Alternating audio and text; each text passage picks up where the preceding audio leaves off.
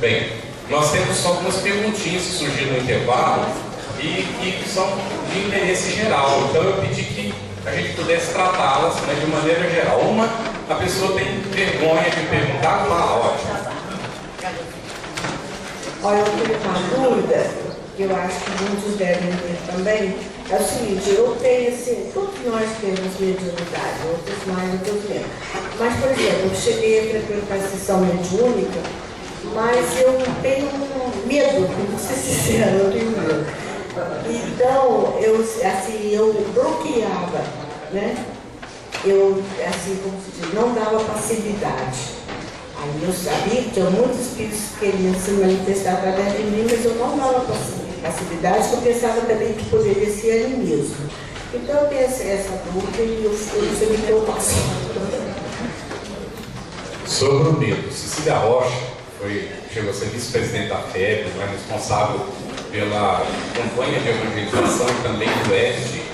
Ela disse que a primeira vez que ela foi um trabalho mediúnico, naqueles tempos antigos, não é? As pessoas não eram muito bem preparadas, que o Espírito se manifestou na hora que ela viu que estava embaixo da mesa. Então, o medo é natural.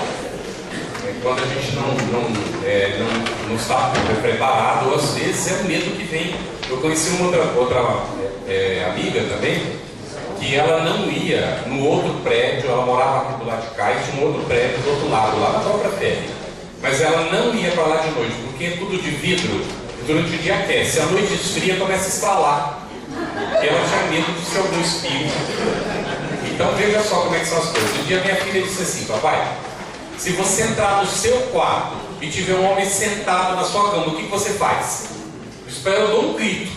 A primeira coisa é um grito. Eu vou me assustar, ué. Natural, não é? Só que aí eu vou prestar atenção. Se for uma pessoa mesmo, eu vou ficar muito preocupado. Não é que esse homem está fazendo na minha cama, sentado na minha cama. Isso vai me preocupar muito. Vou ter que perguntar para ele, preparado, para ver se não é alguma coisa que vai me ofender, não é? Agora, se for um espírito, eu vou relaxar. Eu sei que o espírito não me pode fazer mal nenhum, a não ser através do meu pensamento. Então, se for um espírito, eu vou perguntar: meu irmão, você precisa de alguma coisa? Posso ser útil? Posso te ajudar? Tranquilamente. Vai, e eu vou ouvi-lo dizer, não é? O que ele precisa dizer, como tem acontecido com outras pessoas e com a gente em outras circunstâncias. Então você ouve, às vezes ele não fala aqui mexendo lá, mas você ouve o pensamento dele, não é? Então, o que acontece? O medo é natural. A gente se assustar em uma circunstância é natural, mas nós podemos trabalhar isso. E devemos trabalhar isso, porque não há razão, tem que racionalizar. Os espíritos não podem fazer dano, o encarnado pode fazer mais dano a gente do que um espírito. Pronto. Eles vão trabalhar o campo do pensamento, ou eles vão tentar magnetizar, nós vamos perceber, vai dar tempo de você recorrer ao centro espírita para receber passe, para se livrar daquela influência negativa. Isso tudo você vai perceber com o tempo, não é o fato de você estar estudando. Agora a questão de ter medo de ser eu, de ser animismo. André Luiz diz o seguinte: se o espírito está se aproximando, está fazendo o acoplamento, está fazendo a ligação com o médium, e o médium pergunta assim: será que sou eu? Já cortou. Então não cabe perguntar se sou eu. Uma vez o presidente disse, a gente estava nos inícios do desenvolvimento da mediunidade, e ele então disse: o médium se preocupa muito com o que não é da sua incumbência. Então cabe ao médium estar vigilante, estar atento. Se ele perceber alguma coisa, ele deve compartilhar com o dirigente, mas lhe cabe dar passividade. E tem que ter confiança no grupo, tem que ser um grupo que se confia, e o dirigente é o responsável, o dialogador é o responsável. Se o dialogador perceber alguma coisa, vai perguntar para o médium, não é? E é natural que o médium participe da comunicação. Então, se você tem dúvida que está participando, não tenha mais, você está participando. Tem que conversar. E não interromper, não ficar se questionando: será que sou eu? Porque na hora que você se pergunta, que vem aquela dúvida lá do fundo, já corta a sintonia, já prejudica, não é, a ligação do espírito. Trabalhar essa disciplina do pensamento. Como é que nós fazemos isso? Nós precisamos desenvolver o hábito de meditar, gente. Não é aquela meditação zen, que você precisa, não é ficar em altas esferas, não é isso. É a meditação mesmo, de você fazer uma autoanálise. O que é que eu tenho medo? Não é? Relaxa, se senta, faz uma oração, pega ajuda ao mentor espiritual. O que é que eu tenho medo? Espera que a resposta vai vir lá de dentro. E a hora que você descobrir por quê, normalmente resolve a situação, para de ter medo. O que é que eu fico achando que sou eu? Sabe uma das respostas? É que eu não tenho certeza se os espíritos existem. Não, mas eu sou espírito, eu sei que eles existem. Sabe mesmo?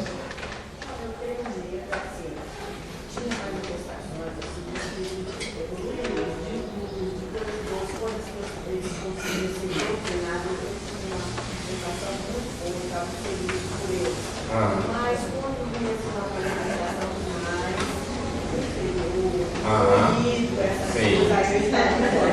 Sim, pois é. Mas a mediunidade não existe só para receber os superiores, especialmente existe para atender os necessitados, não é?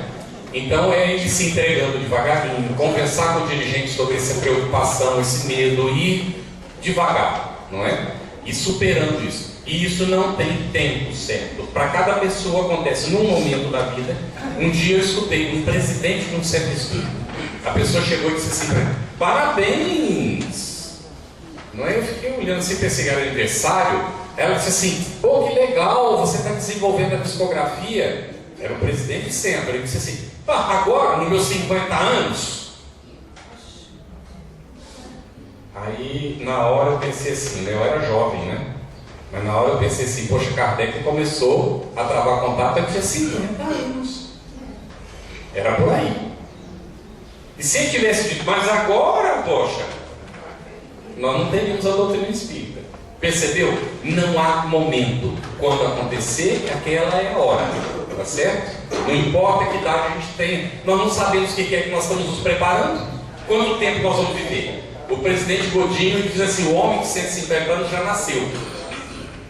Aí, para brincadeira, né? Minha sogra estava encarnada na época. Disse: eu sei quem é, minha sogra. É brincadeira, porque o pessoal tudo descarrega sobre a sogra, né? Mas não era essa situação de forma nenhuma. Minha sogra estava com Alzheimer, né? Recebendo assistência e ajuda. Eu fiz de brincadeira com ele. Mas quem sabe qual é a pessoa de 150 anos? Nós estamos vivendo em média 79. E dizem que no ano que vem a média será 80. E depois, no outro ano, já será 81. Porque vai aumentar a expectativa de vida em um ano, em média.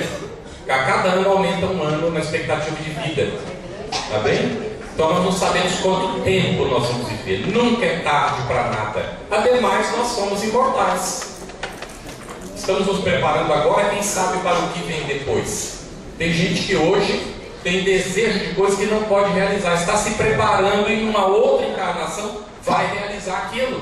Porque se é um desejo e efetivamente vai ser uma necessidade, a espiritualidade vai reconhecer como programação, pronto, vai fazer, não é? Então é paciência e perseverança, tá bem? E evitar efetivamente de as nossas inseguranças atrapalhar. Vamos resolver essas inseguranças, porque a insegurança, será que sou eu? É insegurança. Então nós podemos trabalhar isso e vencendo essas inseguranças. Agora nós temos outras duas perguntas, depois a gente vem. A minha primeira pergunta é com relação a médiums pouco, diz assim, pouco assíduos no trabalho. Faltam, evidentemente, não é? Com ou sem justificativa. O que se pode fazer? Nas bases, né, de avaliação que a gente coloca no nosso acordo de grupo, no livro tem 2 acordos de grupo. Tem um anexo com um acordo de grupo para um grupo de estudo que vai se preparar para a atividade mediúnica. E depois tem o acordo transformado para um grupo mediúnico, já em funcionamento. É quando o grupo passa a funcionar como grupo mediúnico, mantém o estudo, mas já prepondera, não é, a prática e tudo ali. Muito bem. Então, eu vou colocar isso aqui porque eu vou acabar esbarrando na minha cabeça, vou me arrepender muito se acontecer isso. Então, é por isso que Dom Miguel Ruiz, no 4 compromissos, ele diz um deles: dê sempre o seu melhor, para não se arrepender depois. Então, o que acontece nessa situação? No acordo de grupo deve estar colocado a questão da assiduidade. Se vai se ausentar, precisa justificar. Explicar antes, não é depois. Se alguém vai telefonar para perguntar por que não veio, então já não vale como justificativo, porque a pessoa foi disciplinada e não avisou antes. Ah, mas foi uma emergência, então explica depois que foi uma emergência e vale como justificativa, não é? Mas o médico que falta sem dizer nada para ninguém. Se não tem um acordo de grupo, o dirigente vai fazer o papel desagradável de cobrar da pessoa. Ó, fulano, como é que fica? Isso atrapalha o grupo. E ele é médium. Ele falta 4 reuniões. Na quinta ele aparece e vai direto para a mesa. Vocês acham que dá para confiar? Gente, no trabalho a gente vai ver aqui agora. Olha. Cadê? Olha o que a gente vai ver. Quais os critérios necessários para formar um grupo mediúnico? Primeiro, uma base comum de conhecimento. Como é que forma uma base comum de conhecimento? É Kardec que põe isso. Estou pegando de Kardec, tá bem? Está no livro dos médios. Base comum de conhecimento é quando a gente estuda junto. Eu posso ter lido toda a codificação sozinho, e vocês também. Mas se nós não nos sentarmos durante um tempo juntos para examinarmos isso, não forma uma base comum de conhecimento. Cada um tem a sua percepção do que leu, mas é preciso ter uma percepção conjunta para formar uma base comum de conhecimento. E isso não acontece de uma hora para outra. É preciso convivência, estar juntos de maneira disciplinada, tá bem? Qual é o outro critério de Kardec? Homogeneidade do grupo. Ele não falou afinidade, ele não falou ele disse homogeneidade. Homogeneidade é uma coisa muito difícil, mas ele diz que quanto mais homogêneo o grupo, melhor o seu desempenho. Tá bem? Emílio Miranda desenvolve isso. Leon Denis também comenta a respeito do assunto. Então é muito importante a homogeneidade do grupo. Como é que vai ser homogêneo um grupo que a pessoa vem quando ela quer? Tá bem? E aí já aproveito. Emílio Miranda diz que um novo membro é um novo grupo. O dirigente não fala nada com ninguém. Eu sou médium do grupo. Nós nos sentamos ali na mesa para fazer o trabalho. E de repente eu olho do lado uma pessoa que eu nunca vi na minha vida está sentada do meu lado. Eu, como médium, eu tenho confiança de... Eu digo lá, abrir meu campo perceptivo. Eu não sei nem quem está ali do meu lado. Lá sei o que esse indivíduo faz. Ele pode ser da inteira confiança do dirigente, mas eu, como médium, não conheço a pessoa. Deu para perceber a dificuldade? E tem gente que nem liga, abre o campo mediúnico, que vai fazendo o trabalho, mas tem gente que não consegue. Eu sou um desses, não tem jeito. Então nesse dia minha produtividade se acontecer, é muito pequena. Tá bem? E ademais esse indivíduo está influenciando o grupo, pode ter certeza disso com as suas vibrações, com as companhias que ele traz. Então por isso cabe ao dirigente o respeito de quando tiver um convidado, não colocá-lo na mesa, colocá-lo sentado numa cadeira, não é? Ali fora da mesa. É uma pessoa nova que está vindo, que ele está convidando, mas avisa o grupo, poxa. Comenta com o grupo por que está trazendo, da onde está vindo, para o grupo saber e conhecer essa pessoa, dar um tempo para essa pessoa se adaptar ao grupo, inclusive. Isso é uma exceção, tá bem? Porque não é a forma de integrar uma pessoa no grupo mediúnico, com toda sinceridade. Mas pode acontecer algum tipo de exceção dessas, então a gente vai estar cuidando dessa homogeneidade com a integração desse indivíduo novo, que só vai acontecer com o tempo. Ele não participou da preparação, ele não fez os mesmos estudos, ele pode ter estudado muito mais que todo mundo, saber mais do que todo mundo no grupo, mas ele não teve a chance na convivência de desenvolver essa harmonização, essa homogeneidade, que só vai acontecer com o tempo. Enquanto isso, o grupo tem prejuízo. Tá bem? Ah, não vai chegar nunca ninguém novo no grupo? Calma lá. Vamos ao acordo de grupo. Por que a gente propõe um acordo de grupo? Um acordo de grupo é um compromisso que a gente assume. Antes de explicar o acordo de grupo, eu vou dizer para vocês um fato acontecido. Tá bem? Nós precisávamos, nós vivendo num local há 3 anos, é Los Angeles, está relatado no livro a minha experiência. Nós chegamos, nós só tínhamos um centro espírita na cidade de Los Angeles. Começamos a frequentar, não é? E vimos que haviam limitações naturais, não é? E nós não íamos poder desenvolver ali um trabalho de formação de trabalhadores, como era a nossa função na FEB, e a gente adora trabalhar com formação de trabalhadores, mas não tinha chance lá. A visão era outra e tal, e a gente dava a colaboração que o centro permitia. Nós frequentávamos, fazíamos lá um trabalho de reforma íntima que eles nos pediram e tal. Estava ótimo, muito bem, mas tem aquela limitação. O centro existe até hoje, temos uma ligação boa com eles, respeitamos muito, mas conhecemos uma outra pessoa e perguntamos para ela se haviam pessoas que ela sabia que eram espíritas que não estavam frequentando o grupo, porque nós não queríamos que saísse ninguém daquele grupo, mas queríamos formar um outro grupo com pessoas que não frequentavam no lugar. Ela falou: conheço 8 pessoas. Até algumas já foram lá, mas não vão mais porque não se afilizaram. Então aí serve também. Aí chamou essas 8 pessoas e nós começamos um novo grupo. Até a gente formamos um grupo de estudo do Evangelho e criamos um grupo de estudo da mediunidade. Nossa, estudo da mediunidade com pessoas, sim, e abrimos o convite para todo mundo que quisesse vir. O estudo do Evangelho não passou de 8, da mediunidade chegou a 26. As pessoas não veem a palavra estudo, elas veem mediunidade, vêm correndo, não é? E aí a gente precisava formar um centro espírita. A gente tinha passado um ano até convencer esse grupo de alugar um local, aquela coisa toda. Eles achavam que quando a gente fosse embora ia acabar tudo. A gente dizendo para eles que de jeito nenhum, muito pelo contrário, o grupo existe até hoje, anos passados, bem? Então convencemos para alugar o local, aquela coisa toda. E aí começamos de novo o estudo da mediunidade. Gente, agora nós vamos começar do zero, tá? Aquilo lá era só para atrair vocês para virem aqui. Agora é que nós vamos começar a estudar a mediunidade mesmo. E aí precisávamos definir um acordo de grupo, porque não ia ter um dirigente para mandar no grupo, tá bem? Ou mesmo para cuidar do grupo. Eram pessoas inexperientes nesse campo. E nos surgiu essa ideia, achando que a ideia era nossa. Vê lá como é que a gente pensa que as ideias são da gente. E aí desenvolvemos o acordo, a gente sentava e ia colocando as bases, não é? Escrevendo, sentimos a inspiração, não sabíamos de quem e tal. Estabelecemos o acordo de grupo. O grupo aprovou o acordo, foi a primeira vez que a gente fez isso. Não é? Porque antes era regimento interno do grupo. Transformamos o regimento num acordo. Aí o grupo concordou, aprovou, tal, e começamos a estudar com isso. Bom, no primeiro dia, 24 pessoas. No segundo dia, 22.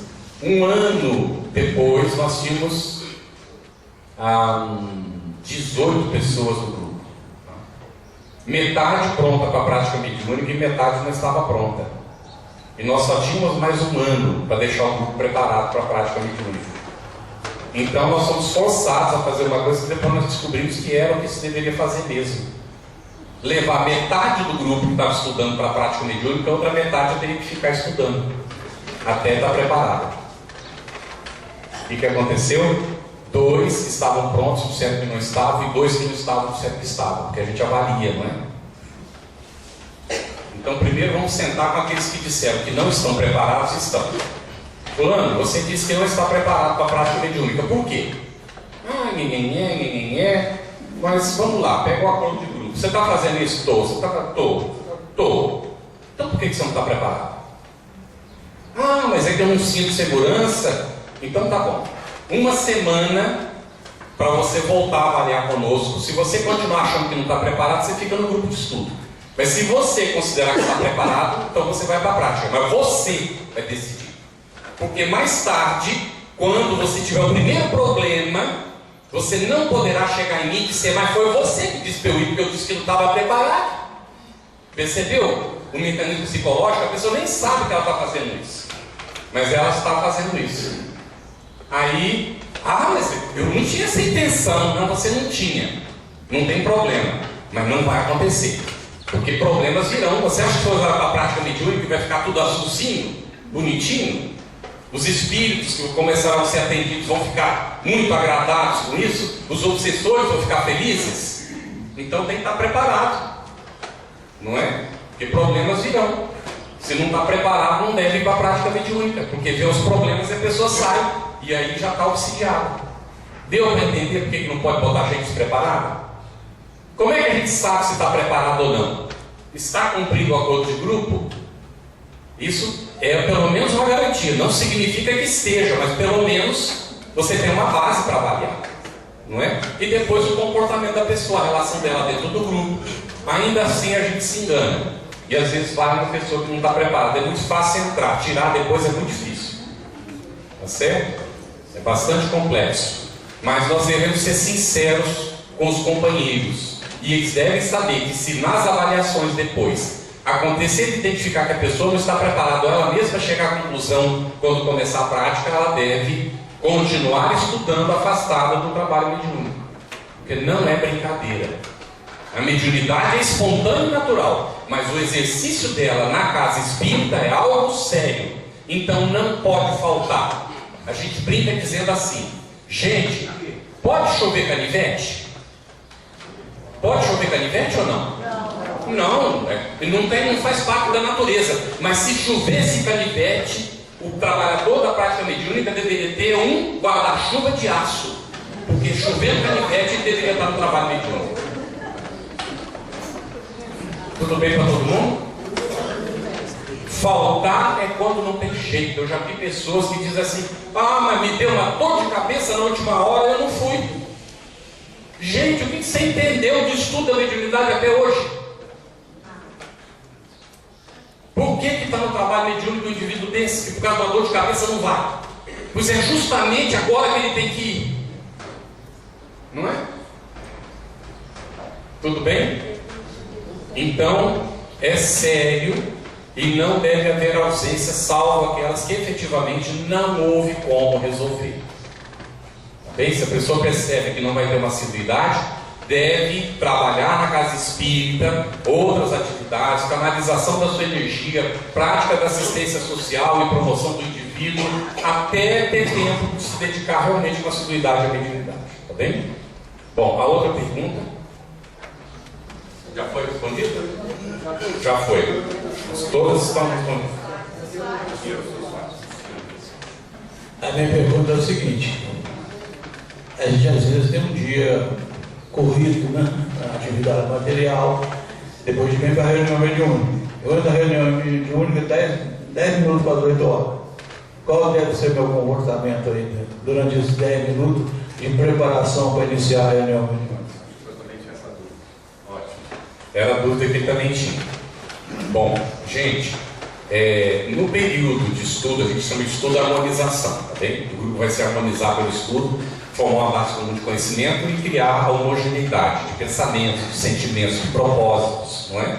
Para a prática mediúnica. Já na fase do estudo, a gente deve refletir a prática que vai acontecer depois. Então, nós propomos 2 horas de atividade. O horário vai ser às 8, por exemplo. 8 horas. Às 8 horas a porta será fechada. E começa os 15 minutos de preparação. Não são 15 minutos para a gente chegar. O pessoal entende mal isso. Ah, tem 15 minutos de tolerância. E aí chega em cima da hora de começar.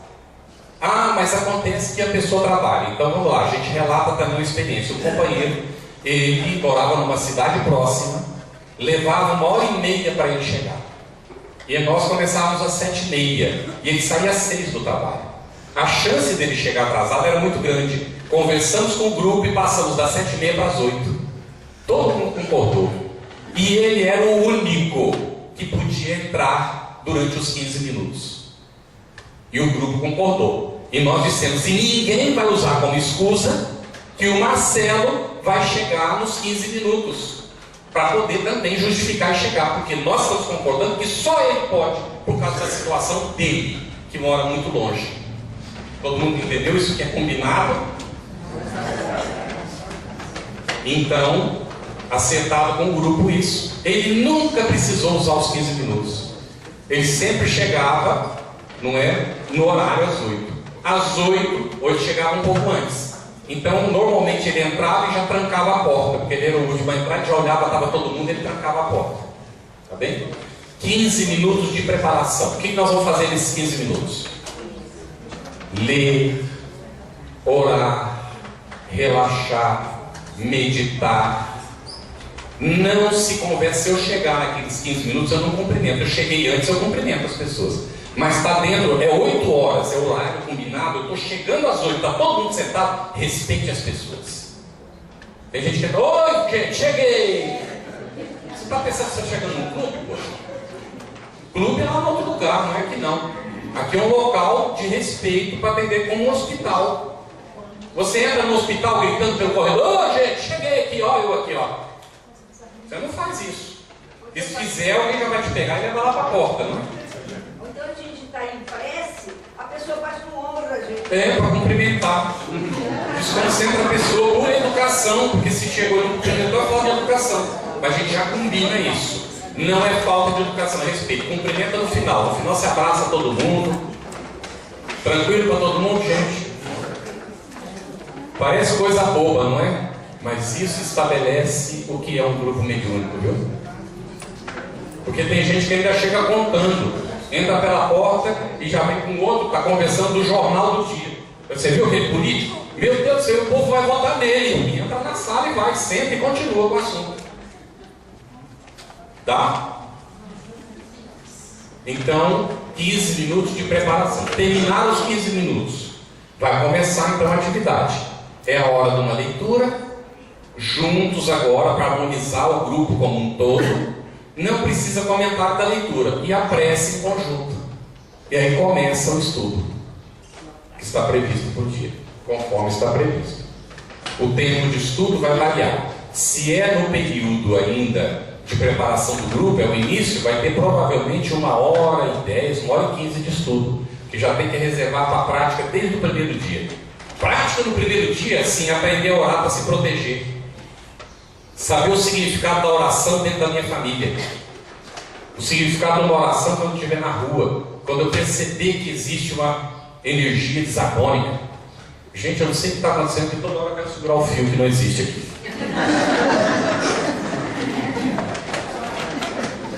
Tudo bem? Então aprender a orar, primeira coisa. Depois aprender a irradiar. Como é que eu vou orar pelos outros? Como é que eu vou fazer irradiação mental? E aí depois vem, aí tem as práticas. Desde o primeiro dia, a gente já vai fazendo com o grupo. E assumir os compromissos. Um bom material tem que ser escolhido, a gente já vem ali. Então, acordo de grupo. Diretriz está fora, né? Porque a gente fez, transformou em PPT, está bem fora. Diretrizes são estabelecidos, os procedimentos e os compromissos que o grupo vai assumir. É no acordo que essas coisas são definidas, tá bem? Então, eu estava contando sobre o acordo, eu acabei entrando por outros ângulos, e aí depois da gente ter estabelecido esse acordo lá, nesse grupo em Los Angeles, já tinha mudado de lá, mas a gente foi para uma visita e coincidiu que o Divaldo ia fazer um trabalho por lá, e a presidente do centro nos convidou para ir com ela buscar o Divaldo no aeroporto. Aí sentamos atrás do carro, o Divaldo na frente ao lado dela, ela dirigindo, e ela se voltou e disse assim para mim: Carlos, pega esse papel que está aí, dá para o Divaldo para ele dar uma olhada. Eu vi que tinha um papel, mas não tinha prestado atenção. Quando eu olhei o papel, era um acordo de grupo, eu pensei, né? Por que ela quer que o Divaldo veja um acordo de grupo? Isso é um negócio íntimo do nosso grupo. Eu pensei comigo, né? Mas tudo bem, ela falou, não é? Entreguei para ele todo ressabiado, né? O que o Divaldo vai pensar do assunto? Aí ele começa a ler. Quando estava mais ou menos no meio da página, eu imaginei, ele disse assim: interessante. Aí minha curiosidade começou a aumentar. Aí ele foi lendo. Lá pelas tantas ele disse: mas que interessante. E continuou lendo, né? Terminou de ler. E eu esperando, né? O que é interessante? Ele disse: lá, não é, no nosso centro, lá na mansão, nós temos, não é com essas palavras, mas nós temos um acordo desses. E aí ele disse: todo novo grupo que a gente vai criar, a gente apresenta o acordo, discute o acordo, e depois de aprovado, todo mundo assina. A gente não tinha pensado nisso. Todo mundo assina o compromisso e recebe uma cópia. Isso sim, a gente dava uma cópia para todo mundo. E aí vai o original para o arquivo do centro, porque fica o registro. Historicamente, depois que for levantar, vai saber quando o grupo foi criado e tal, não é? Está lá tudo registrado. Deu para entender, gente? Então, nós ficamos sabendo depois, porque a presidente perguntou um dia para ele. Nós estávamos iniciando ainda, eu já vou lá, só para terminar isso. Estávamos iniciando e era um estudo do Evangelho, era um dos estudos que a gente fazia. Tinha 6 pessoas nesse momento no grupo. E tinha uma moça, nipo-brasileira, que não era espírita, era católica. Mas, como a amiga dela ia ser a presidente, ela estava hospedada na casa da amiga, ela começou a estudar com a gente o Evangelho. E um dia nós percebemos que ela ficou diferente, ela ficou pálida, ela se alterou. E a amiga então perguntou para ela: o que está acontecendo com você, Elisa? E ela disse: não, nada não está acontecendo nada. Não, Elisa, está acontecendo alguma coisa, porque você está diferente, você está pálida, está diferente, você não está igual sempre. Aí ela disse assim: não, é que eu acho que eu vi alguém. Fala pra gente o que você viu. Ela toda constrangida, não estava habituada, né? Ele disse: bom, é que eu vi uma monja, não é? Eu vi uma monja. E a monja estava aqui, dando volta aqui no grupo. Aí descreveu mais ou menos como é que ela tinha percebido. Aí, passado o tempo, a presidente então pergunta para Edivaldo: Edivaldo, por acaso a Joana nos visita? Desde que vocês pensaram em formar o grupo. Ela tinha sugerido o acordo. É a dedução que a gente fez, tá bem? Bom, então, acordo de grupo é a melhor coisa para livrar a responsabilidade do dirigente só. Compartilhe a responsabilidade com todo mundo. Porque depois não é ele dizendo: você tem que fazer assim porque ele quer. Isso tem que ser feito assim porque você assumiu um compromisso. Está escrito aqui, você assinou. Então não está cumprindo o compromisso, não pode ir para a prática mediúnica, não pode ficar nela. Tudo bem, gente? Ok, então, vantagem da noção de um programa de estudo para formar a base comum de conhecimento. Um bom programa. Existem alguns. Um dos primeiros é o Cohen, não é? Não sei se vocês conheceram o Cohen. Então, um bom programa de estudo. A FEB tem um programa que foi desenvolvido durante um tempo e depois foi substituído por outro. Já conversei com a Marta para a gente manter o antigo no portal da FEB. Porque esse anterior, ele traz uma revisão dos princípios básicos do Espiritismo e ele realmente tem tudo divididinho em 4 etapas. Você tem a parte do estudo propriamente, você tem a proposta de resumo de livros espíritas durante o período, tem um momento de prática desde o começo e tem também uma culminância, que é um momento de reflexão com o grupo. Então são 4 etapas dentro do estudo, tudo acontecendo, não é dentro, às vezes 3 coisas acontecem no mesmo dia. Pelo menos 2 delas, que é o estudo e um pedaço da prática. E a avaliação do processo, que você também faz desde o primeiro dia, para acostumar o pessoal a avaliar depois. Tá certo? Então um bom programa de estudo é fundamental. Se o programa não cumpre, não cobre todos esses aspectos, então cabe ao dirigente, ou ele com mais alguém, ir elaborando o que é necessário para o cumprimento dessas etapas. Raros programas sugerem a meditação. Raríssimos. Mas a meditação precisa ser uma prática do grupo. Um grupo mediúnico, os elementos precisam fazer meditação. Tá bem? Então, é uma das coisas que é preciso o dirigente, inclusive, interromper o programa às vezes e fazer um encontro de estudo sobre o que é meditação e como meditar. E às vezes até ajudar o grupo a se desenvolver. Se você não sabe, vai lá na yoga aprender. Vai com alguém que sabe, que ele ensine para ele poder passar para o pessoal. Ou convida alguém para vir um dia ensinar para ele e para todo mundo. Ou durante um período. Aquisição do conhecimento. Então, estudo primeiro, a vigilância que é fundamental, aprender a oração, a meditação que a gente acabou de falar, isso dentro da aquisição do conhecimento. Depois, então, dentro dessas bases de formação do grupo, essas figurinhas são muito decoradinhas. Eu fico tentado apertar aqui de novo, mas aí não para, ele vai embora. Homogeneidade do grupo, que é outro ponto que a gente tinha colocado, não é? Que a gente até já especificou mais, aqui está só para lembrar. A gente tem meia hora. Então, atitudes necessárias aquisição do conhecimento e estabilização interior, fundamental para a prática mediúnica.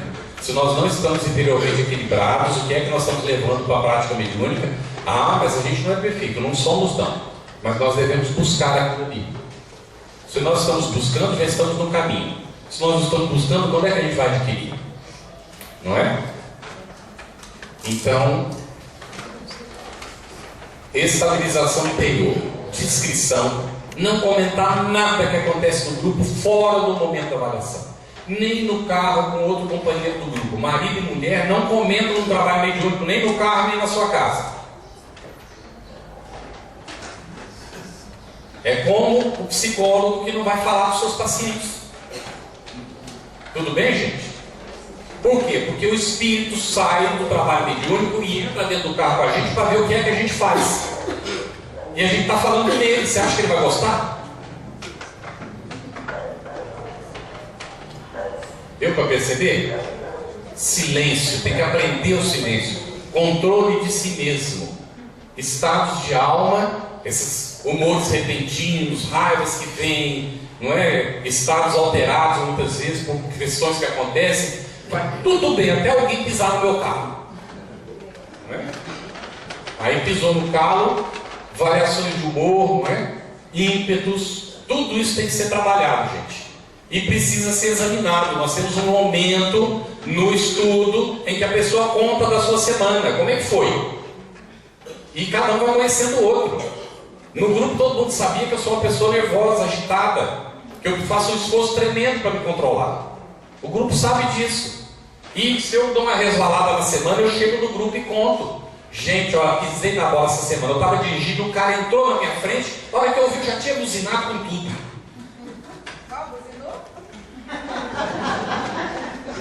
Não é? Então, conta com o grupo como um reforço para na outra semana, quando acontecer, não buzinar de novo. Você já sabe da história, né? O sujeito tinha uma palestra no centro. E ele então entra com uma ruela e tem um carro na frente dele, assim, a 20 por hora. Ele olha para o relógio e diz: meu Deus, vou chegar atrasado. E a vontade de buzinar é grande, mas ele se segura, né? Pensa: eu vou fazer a palestra, não posso perder o controle. Não é? Vai e tal, e a hora que está chegando no centro, para o carro que estava na frente dele, entra bem na vaga do centro também, e ele para do lado, que ele olha, era o presidente que estava dentro do carro.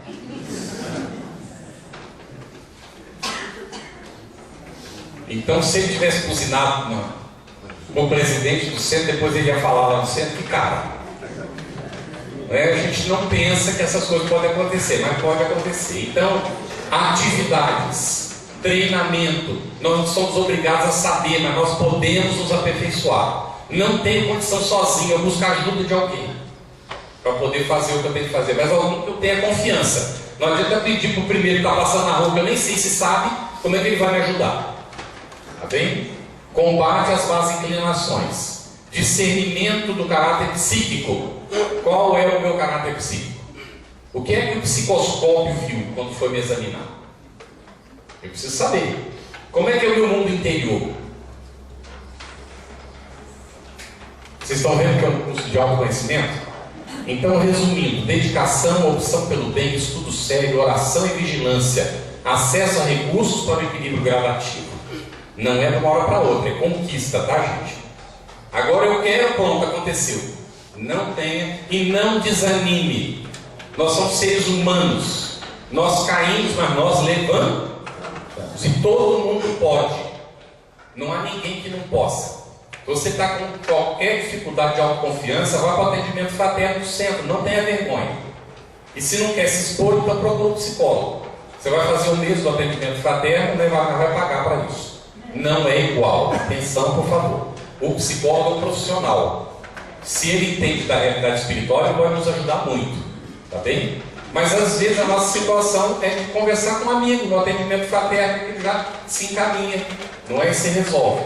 Mas se não resolver, não há nada de vergonhoso em procurar alguém que nos possa ajudar. Eu fui recorrer a uma fonoaudióloga, porque eu estava falando e quando terminava a garganta estava doendo. Tinha alguma coisa errada. Impostação de voz, apoio, suporte. Eu vou falar no seminário como agora: se não tiver treinamento, termina rouco.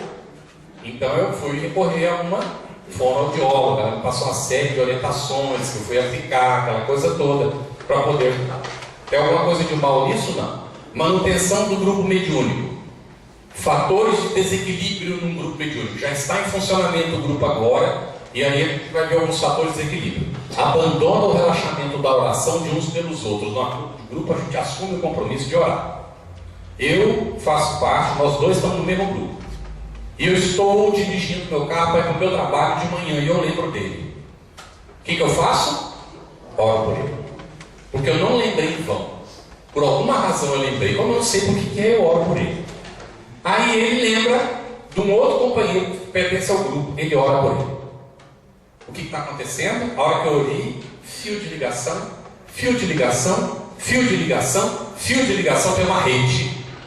A hora que o inferior chega para entrar, ele tem que romper a rede. Ele quer entrar no campo psíquico dele, mas tem uma rede dos companheiros que estamos orando toda vez que lembra, e todo dia, quando vai fazer a nossa oração, ora por todos os membros do grupo. É a família, gente. A gente não ora pela família, não? Então tem que orar para essa família que é o nosso grupo mediúnico. Todo dia e toda hora que lembrar de um dos membros. Compromisso que a gente assume. Tá bem?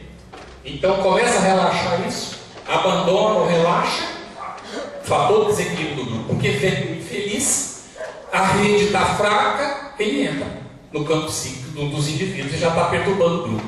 Porque não vão pegar um grupo para perturbar, pega um membro, e através do membro ele perturba o grupo todo.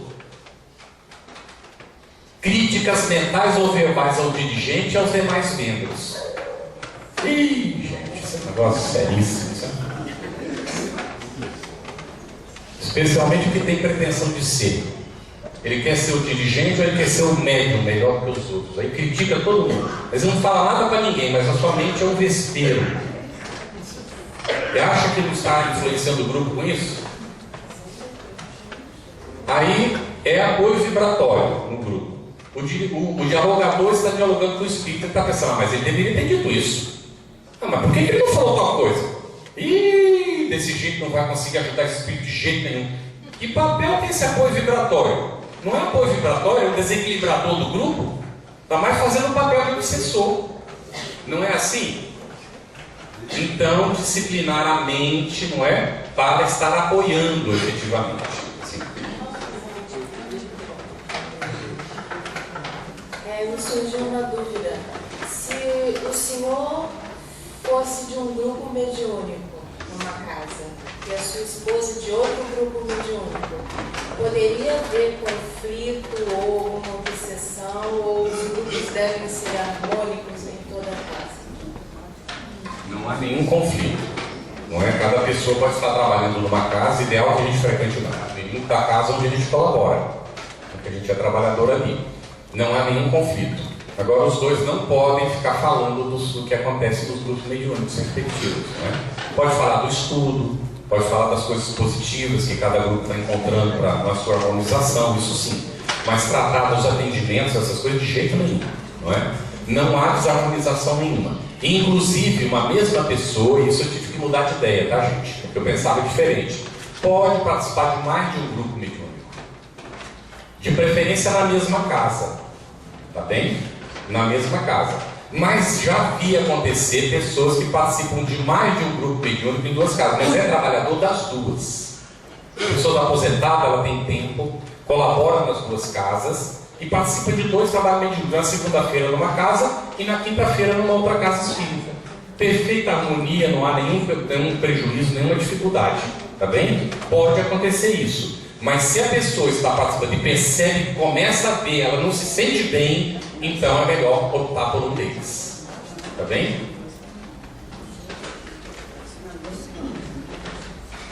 Alguém mais levantou a mão? Não, né?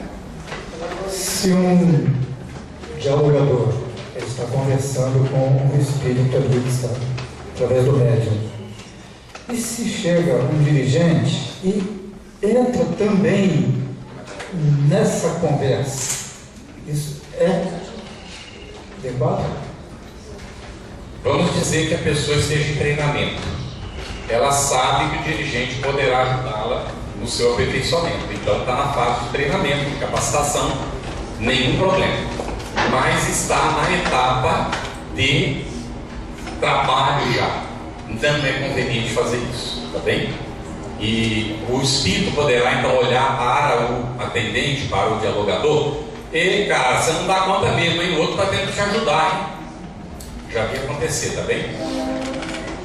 Então a gente pode economizar isso, mas já já a gente vem, não é o que precisa ser feito, tá bem? No diálogo. Exemplos negativos no cumprimento da disciplina. Então há uma disciplina para cumprir, os membros não estão cumprindo, ou o outro não está. Vai ser fator de desequilíbrio. Crença de que o grupo é melhor que os outros. O meu centro é o melhor, o meu grupo mediúnico é o melhor de todos, desse centro e dos outros. Já está numa fascinação. Já. Ausência de exame das mensagens recebidas. Cuidado, gente. A mensagem é do grupo, não é do médium. Não foi recebida para botar no bolso, levar em casa e botar numa gaveta. O dirigente ou o secretário do grupo, que é ideal que o grupo tenha um secretário, recebe as mensagens. Ele vai botar essas mensagens todas arquivadas. E essas mensagens têm que ser repassadas para o computador e entregues para todo mundo. E o grupo precisa examinar essas mensagens, porque elas foram recebidas, não é por não sei quem, foram recebidas pelo próprio grupo. Vocês acham que os espíritos superiores perdem tempo dando mensagenzinha, repetindo coisas que já foram ditas? Quando vem uma mensagem é porque o grupo precisa dela. Desculpa a ênfase, mas infelizmente eu já engavetei muitas mensagens porque eu não sabia disso. Então não se deixe pegar nessa armadilha, porque o que precisa ser escrito já está escrito, está na codificação, nos livros que desenvolvem, que ajudam a entender a codificação, nos bons livros, já está tudo escrito. Então quando vem uma mensagem é porque o grupo precisa dela. E se é psicofônica, gravem, degravem, passem para o papel e examinem a mensagem para o grupo. Tudo bem isso? Mas quando nós vamos fazer isso? Encontre um tempo, ainda que uma vez a cada 2 meses, e a gente sugere, é a avaliação. Não vai ter prática mediúnica, não vai ter nada nesse dia. Esse dia nós vamos avaliar a nossa tarefa e examinar as mensagens. Tudo bem para todo mundo? Allan Kardec fala, inclusive, que se a pessoa estiver recebendo mensagens psicografadas e não tiver feito essa avaliação, para ele se abster do uso da psicografia. Está no livro dos médiuns. Para que serve a psicografia dele se o que ele está recebendo não serve nem para ele? Não é? Quem me prestou essa caneta? Tá certo? Então, outro fator de desequilíbrio, rotina paralisante. O grupo entra numa rotina. Todo mundo chega, é às 7 horas que começa, chega lá e senta todo mundo. Aí fica lá sentado, ninguém fala nada, mas ninguém sabe quem está fazendo o quê. O cara está pensando nos problemas da vida dele, da briga que teve com a esposa com a briga que teve com o filho, e aí vai e tal, parará, e começa o trabalho. Aí vem o estudo, oh meu Deus, outra vez. E aí fica chato aquele estudo, e a gente vai arrastando, porque tem obrigação de ir no trabalho. O dia que virar uma obrigação, por favor, parem e confessem para o dirigente: eu estou vindo aqui porque isso aqui é uma obrigação para mim. Tem que falar, botar para fora, para poder resolver, para não ser uma rotina paralisante. Um dos graves problemas de trabalho mediúnicos é a rotina. Aí sempre é um tal médico que recebe o mentor, ninguém mais, só ele. E depois do mentor, então, vem a ladainha. Um espírito que não sei o que, outro que não sei o que, outro que não sei o que, todos doutrinados do mesmo jeito, e termina o trabalho com oração, vai todo mundo para casa daquele tédio. Aí na semana que vem eu tenho que voltar de novo, porque é minha obrigação ir lá. Trabalho mediúnico não é obrigação, é devoção. Aliás, ser espírita não é obrigação. Não é isso? Nós somos espíritas com convicção, então alguma coisa está errada conosco, a gente precisa desenvolver isso. Então a rotina paralisante. Vamos rapidamente para alguns fatores de equilíbrio, que são ações importantes, não é, para a gente poder resolver essas questões. Avaliações periódicas, reuniões com grupos específicos de trabalhadores, o dirigente conversar com os dialogadores, que são muitos, só com os médios, ou com o apoio vibratório e reunir com todo mundo também, a depender das necessidades. Convivência fora da reunião mediúnica. Tem pessoas que só se veem no dia da prática mediúnica e nunca mais. Ninguém sabe como é que é a família. Aliás, espírita tem uma mania de proteger sua família para os outros não verem. Não sei se vocês já perceberam isso. Não convida ninguém para casa. No máximo se encontra no parque ou no restaurante. Não é? Então, por gentileza, não é? Vamos ver se a gente realmente vai rompendo esses. Vale a pena nós nos reunirmos. Convidar todo mundo para um piquenique, ou para ir para um restaurante, ou alguém convidar para ir para a sua casa, o grupo todo, ou um ou outro membro, porque nem todo mundo vai ser amigo de todo mundo. Nós dois podemos desenvolver uma grande amizade, e ele tem uma grande amizade com ele, então ótimo. Eu não posso não ter desenvolvido ainda uma grande amizade com ele, mas nós estamos ligados através dele, que faz parte do grupo. E aí, com o tempo, a gente desenvolve também uma grande amizade, só que ela vai convivendo. Tudo bem isso? Mas é importante ter amigos dentro do grupo. Não é só pessoas que vão fazer a prática mediúnica. Amigos, companheiros. É difícil isso? Às vezes a gente desenvolve amizade com outras pessoas, mas não consegue desenvolver amizade com o grupo mediúnico. Isso é importante. Atenção, não vamos ser amigos de todo mundo. Mas se nós nos fizermos amigos de um dos elementos do grupo e a gente participar das outras atividades que são conjuntas, a coisa vai acontecendo naturalmente com o tempo. Não se pode forçar também, tá bem? Mas as coisas podem acontecer se a gente conviver. Alguns conceitos básicos. Cada função é importante dentro do grupo. Não tem nenhuma que é mais importante. O dirigente está cumprindo um papel que o outro poderia cumprir. Aliás, ele tem que preparar outra pessoa para ficar no lugar dele se ele não tiver. Algum dos dialogadores para poder dar continuidade ao trabalho. O médium é com a sua função. Pronto, mas ele não é melhor que os outros. O apoio vibratório, normalmente, é uma pessoa que até não tem nenhuma mediunidade, não sou capaz de falar com os espíritos, então eu sou apoio vibratório. Cuidado com isso. Fundamental o apoio vibratório no trabalho mediúnico. Eu já tive chance de participar do grupo mediúnico de duas pessoas, a minha mulher e eu. Porque eu vivia num local que não tinha centro espírita, e a gente então separou, isolou um ambiente da casa que só era usado para os nossos estudos e fizemos prática mediúnica. Ah, mas isso aí está proibido por Kardec aonde? Mostre para mim aonde. Kardec fala dos grupos familiares do espiritismo. Então é o tal do excesso de rigor. Se nós sabemos o que estamos fazendo, não estamos recomendando para ninguém. Quem está ouvindo a gravação depois, não estamos recomendando. Se você não sabe o que está fazendo, não faça, porque tem consequências. Mas nós sabíamos o que estávamos fazendo depois de anos de preparação. E era uma prática necessária para saber como orientar pessoas que estão isoladas do mundo, não tem grupo mediúnico, foram trabalhadores de casa espírita, e aí para tudo. Mas aí a nossa filha foi viver conosco. Já tinha feito o estudo da mediunidade todo conosco. E aí agregou como apoio vibratório. Que diferença que faz, gente. Que diferença que faz. Tá bem? Então saibam que não tem função principal no grupo. A defesa da reunião por parte dos encarnados baseia-se principalmente nos médiuns passistas e no apoio vibratório. São essas pessoas, não está dando passe, você é apoio vibratório. Então a defesa do grupo está normalmente apoiada nessas pessoas. Não se deve permitir que na reunião se estabeleça monotonia ou processo de desânimo. Necessidade de constante atualização de conhecimentos e da busca de novos ângulos para o entendimento da importância do trabalho.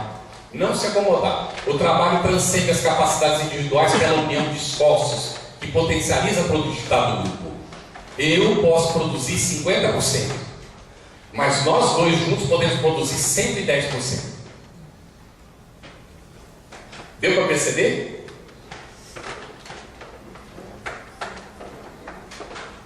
Potencializa. Quando nós estamos juntos trabalhando, potencializa a capacidade de cada um. E o grupo produz mais do que a soma, que entra os fatores espirituais, não é? As capacidades ampliadas em função do esforço do indivíduo e do grupo, e assim vai. O incentivo permanente não pode se acomodar ao dirigente. Uma das principais funções do dirigente é manter o grupo animado. Necessidade de homogeneidade para a plena realização de um grupo e de seus membros, segundo o codificador. O grupo é um organismo vivo que precisa ser alimentado, higienizado e cuidado. Bem? A insegurança é característica da nossa inferioridade. Bem? O acordo de grupo na promoção das qualidades positivas do trabalho mediúnico e para evitar a degradação da sua rotina. Então, sempre o acordo de grupo, numa pastinha, consultar todas as semanas, porque eu tenho que saber se eu estou fazendo ou não aquilo que está proposto ali, até memorizar o acordo de grupo. Bom, já foi lido, né? Aqui, incentivos do dirigente para envolver a equipe no processo e para que cada membro se sinta útil dentro do grupo. E manter o apoio de todos para que cada um se sinta confiante no seu papel e nos resultados que está auxiliando o grupo a alcançar. Todo mundo merece os louros, mas não é preciso ficar jogando confete, não é um em cima do outro. Mas é importante que a pessoa saiba que ela é considerada para o grupo como um elemento produtivo, não é importante. Objetivos permanentes para evitar a rotina ou a degradação do grupo. Promover qualidades positivas individuais e coletivas. Se superar, gente, buscar caminhos de autossuperação.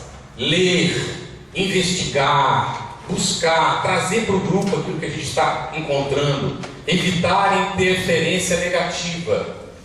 Isso é o que a gente deve buscar. Qual o grande problema que Kardec coloca na mediunidade? Qual o grande escolho da mediunidade? São as interferências dos espíritos levianos, burlões, obsessores. Esse é o grande problema. Então, os fatores de equilíbrio são pontos fundamentais. O estudo individual. Mas além do estudo do grupo, eu tenho que fazer o estudo individual? Sim, todo dia. Está no acordo de grupo. Todo dia. Mas eu não vou poder estudar todo dia, então vai se dedicar a outra coisa. A prática mediúnica não vai dar. Vigilância, oração, meditação, autoconhecimento, são todos fatores de equilíbrio. Quando a gente não faz um desses, a gente está abrindo brecha para o desequilíbrio. Bem? São pontos fundamentais. Desenvolver os fatores positivos, as qualidades que nós temos. Estar atentos a isso. Olha a anotação. Não vou nem ler. Tem que ser sincero consigo mesmo, sincero com os outros membros do grupo. Gente, é um problema sério. Um problema de consciência que é um plug. André Luiz fala das tomadas. Emílio Miranda fala das tomadas, não é? Que os espíritos encontram na gente. O problema de consciência é uma tomada tremenda que os espíritos chegam e plugam assim, ó.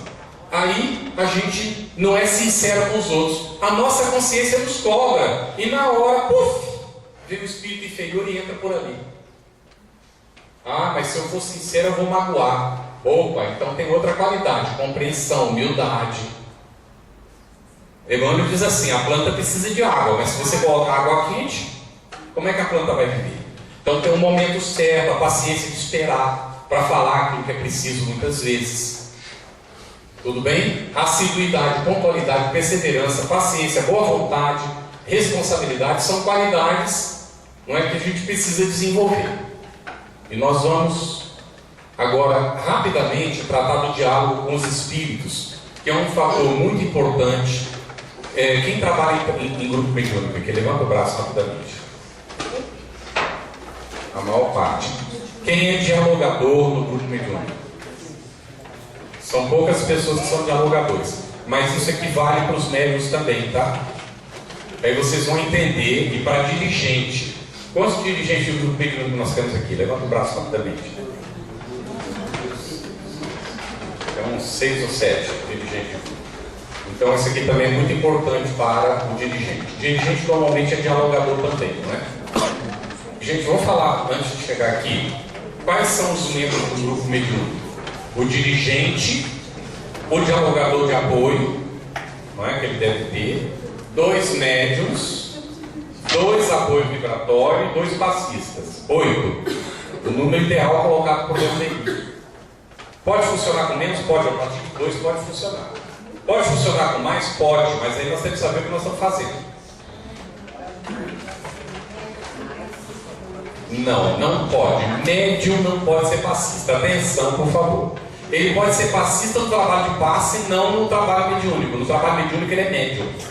Essa é uma função já definida. É médium, é médium. A não ser que ele seja psicográfico ou vidente. Mas não é psicofônico. O médium psicofônico ele está ali para atender os espíritos necessitados. Tá bem? Agora, o dialogador pode ser passista? Pode. Mas atenção. Não é porque há há diferentes visões, tá bem? A gente respeita todas elas, mas a visão do presidente diz: a gente deve estar sentado em torno da mesa e ninguém se levanta. Inclusive para a própria harmonia do grupo, para não romper a cadeia vibratória do grupo. Está explicado em Técnica da Mediunidade de Carlos Torres Pastorino. Se Deus quiser, a fé vai reeditar. Tá bem? Que fala da corrente de Foucault, inclusive, que é importante colocar um médium e um neutro, que não é médium, que é o dialogador, não é? Para poder evitar, não é, atrito. O médium não é médium só para receber os espíritos, ele recebe a vibração das pessoas também que estão no entorno. Então tudo isso tem que ser considerado, tá bem? Então podemos funcionar idealmente com 8 elementos. Ah, mas o grupo que tem 20, na FEB, o primeiro grupo mediúnico que eu frequentei tinha 36. Como é que fazia? Reunia todo mundo na sala, no começo, naquele ambiente de preparação, aí vinha a leitura, um pequeno estudo, todo mundo, aí tinha a prece, naturalmente, inicial, depois uma pequena leitura, o estudo, todo mundo junto, aí vinha todo mundo concentrado, a mensagem do mentor espiritual para todo mundo, e o dirigente dividia o grupo em várias salinhas. 4, 6 salinhas, cada salinha com 6 a 8 pessoas, formando esse grupo básico que a gente falou, durante tanto tempo. Terminou ali, vai para o salão de novo, se há mensagem final, alguma orientação, e termina o trabalho com a prece final, todo mundo junto. Muito bem, isso é uma ideia. Então, no diálogo com os espíritos, eu coloquei isso porque eu não vou precisar disso aqui agora, tá? Complexidade do ser. O espírito encarnado ou desencarnado é um ser muito complexo. Não é? Nós não podemos ignorar essa complexidade. São múltiplas encarnações, são milênios de existência, desde o reino mineral até agora. Isso é uma história acumulada. Não é fácil de entrar nesse sistema de referências, mas nós temos uma vantagem: nós passamos pela mesma experiência. Tá certo? Então estão vendo as múltiplas encarnações da gente, hora homem, hora mulher, e aí vai, não é? A identidade se desenvolve em muitas vidas, eu botaria existências hoje, não é? Múltiplas experiências e vivências sociais muito diversificadas. Isso não pode ser ignorado. Os espíritos não são fumaça ou vapores intangíveis. Eu já vi dialogador conversando com o espírito como se fosse um fantasminha. Não é fantasminha, não. Então não são caras torcidos do médium, são personalidades, estão em diversos estados de emoção e sofrimento, que falam por um intermediário. Então é importante considerar que esse ser é um indivíduo que não tem corpo de carne, mas tem corpo espiritual. Ele é um ser humano como a gente, não tem diferença. Então a conversão dos espíritos ao bem não é tarefa de solução única ou receitas iguais. Você não pode doutrinar sempre igual. Tem uma fórmula. Seja bem-vindo, meu irmão. Eu já ouvi o espírito dizer: irmão de quem? Não conheço ninguém aqui. É fórmula que o indivíduo desenvolveu, toda vez faz igual. E aí quer desenvolver a mesma conversa. Mas e a realidade do espírito? Como é que a gente vai conhecer essa realidade? Então, olha, o espírito ele traz emoções e sofrimentos. Muitos se complicam por não saberem aproveitar as provas edificadoras. Aí então a maioria menospreza a oportunidade de edificação. Aí nós vamos passar, porque eu quero chegar num ponto aqui, tá, gente? Tá tudo no livro, viu? E esse aqui é fonte, é Vinha de Luz, na página 80, olha. Marquem aí para vocês lerem depois. Vinha de Luz, página 80. Não dá tempo, quero chegar num ponto aqui. Encontramos sofrendo no mundo espiritual aqueles que receberam calúnia, passaram adiante a calúnia, por isso não falem mal dos outros. Atormentados por acusações que arrastaram companheiros, amigos, parentes, as perturbações que os vitimam. Pretendem eliminar enfermidades reparadoras, não é com a sua desesperação, são revoltados. Então, aspectos que são coincidentes, também vamos passar aqui, tá? São muitos aspectos coincidentes nessa diversidade e que a gente pode utilizar. A maior parte deles ignora a lei de causa e efeito, eles não sabem que existe, a maior parte, tem alguns que sabem, não é? E aí nós vamos chegar nesse ponto aqui, querido, para fechar a nossa conversa. Procedimentos básicos. Primeiro, o Espírito chegou, começou a falar através do médium. O que nós temos que fazer? Silêncio. Tem que ouvir. Mas em que momento eu vou começar a falar? Quando ele começar a repetir. Invariavelmente, quando ele já colocou o problema principal, porque ele está centrado no problema principal, ele vai voltar a repetir. Se ele falar e se calar, é a hora da gente entrar. E se ele não falar nada, incentivar ele a falar. E se ainda assim ele não falar nada, aí nós só podemos orar por ele. Deu para perceber? Bem? Às vezes, quando vai terminando a oração, ele começa a falar. E se ele não falar, meu irmão, nós estamos aqui para lhe ajudar, oramos por você, gostaríamos muito que você manifestasse qual é a sua dificuldade. Por que você está aqui junto da gente? Se ele não falar nada assim, nós vamos orar agora. Então, você acompanha os nossos mentores amigos que estão aí ao seu lado. E pronto. Não é? Ele não quer falar nada, nós sabemos qual é o problema, mas às vezes o médico está gemendo. Então há uma dificuldade.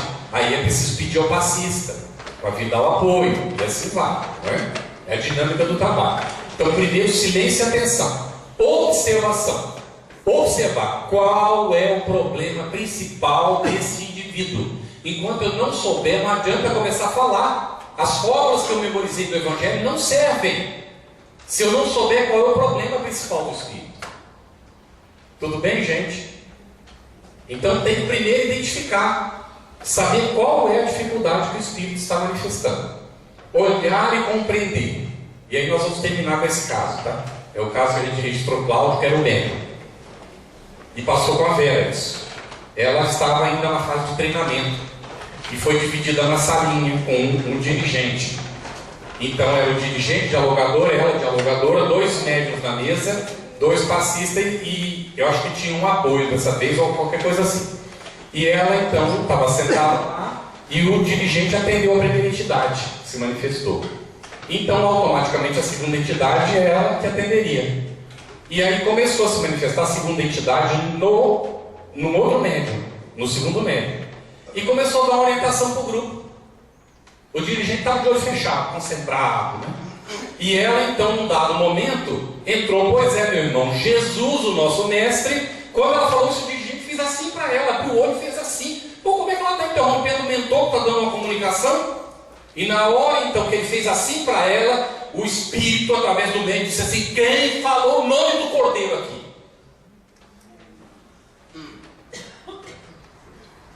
E o dirigente olhou assustado para ele, que estava com os olhos abertos, injetado de sangue e com a caramponha, no momento que ele estava dando a comunicação de orientação para o grupo. Era um mistificador.